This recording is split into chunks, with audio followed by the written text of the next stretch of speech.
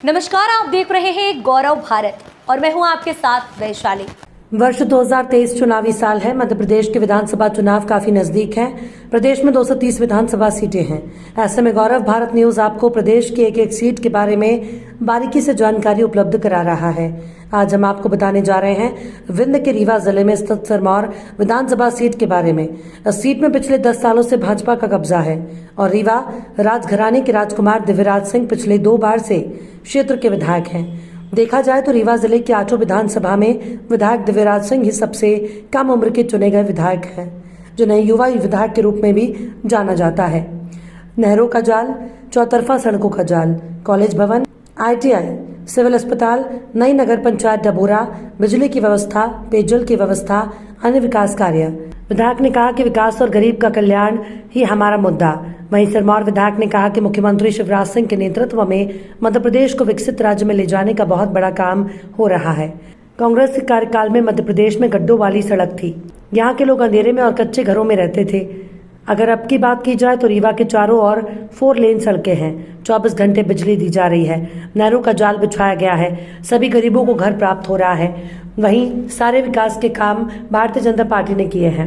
विधायक ने कहा कि इसी तरह से सिरमौर में भी 2 कार्यकाल के दौरान हमने कॉलेज, ITI, सिविल अस्पताल, नई नगर पंचायत डाबोरा बनाई है। इसके अलावा कई सारे कार्य किए। जवा में एक सिविल अस्पताल बनाने की योजना बनाई गई। क्षेत्र में हुए कार्य को लेकर जनता में काफी उत्साह है। 2023 के चुनावी मुद्दे को लेकर विधायक ने कहा कि हमारा मुद्दा ही क्षेत्र का विकास और गरीबों का कल्याण है। लाडली बहना योजना में बहनों को सम्मान निधि मिली है। कृषि सम्मान भी हमारी सरकार ने दिया है।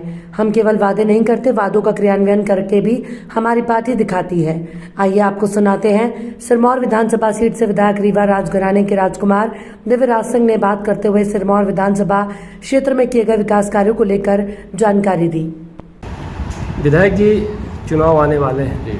आपके कार्यकाल के 10 वर्ष हो गए। क्या मुख्य उपलब्धियां रही अपने क्षेत्र में जो वहाँ के लोगों को दिया गया, और अभी जब अपन जाएंगे क्षेत्र में तो गिनाएंगे उनको कि ये काम रहेगा? देखिए, मुझे सिरमौर विधानसभा से 2013 में मुझे भारतीय जनता पार्टी में वहाँ से लड़ाया था पहली बार।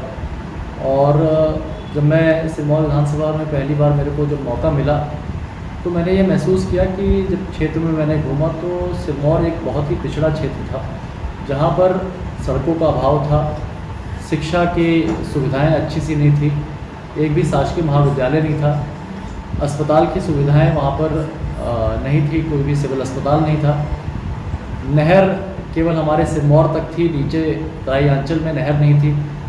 ऐसे अनेकों काम वहाँ पर पहले नहीं थे, जिनको मैंने अपने टारगेट में हमने उस समय भी हमने अपनी जो हमारी एक तरीके से हमने पब्लिक के बीच में यही बातें रखी थी कि हम ये सारी चीज़ें करेंगे यहाँ पर। और मैं आज लगभग गर्व के साथ कह सकता हूँ कि हमने जितने भी जनता को वादे किए थे, बड़े पैमाने के, मैं कहता हूँ, किसी के हैंडपम्प का या किसी की उसकी बात नहीं करते, लेकिन हमने जो बड़े पैमाने में हमने जो वादे किए थे वो हमने लगभग पूरे किए हैं।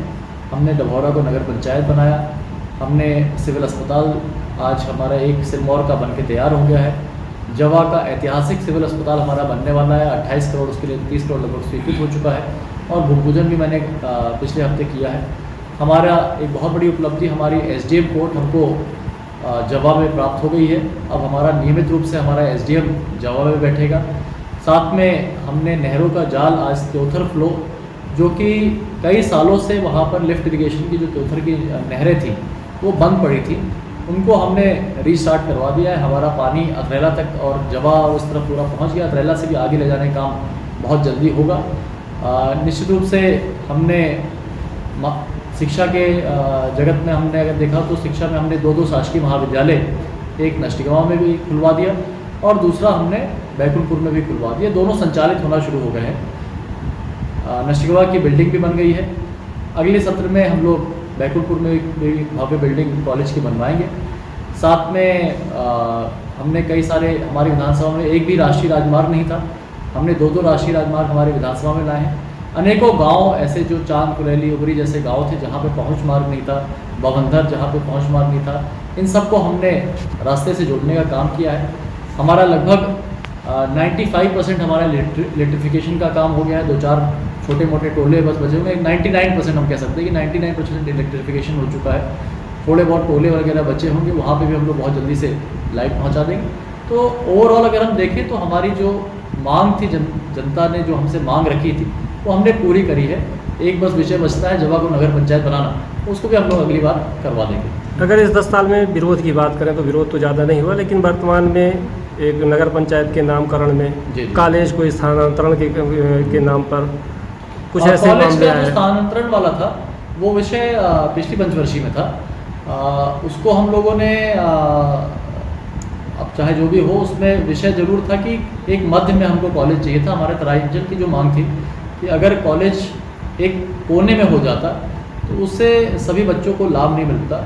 आज मैं गर्व के साथ कह सकता हूं कि हमारा जो बिरसा मुंडा कॉलेज नष्टगांव में, दिव्य गाँव में खुला है, वो आज रीवा ज़िले में लगभग 2nd या 3rd पोजीशन पे है।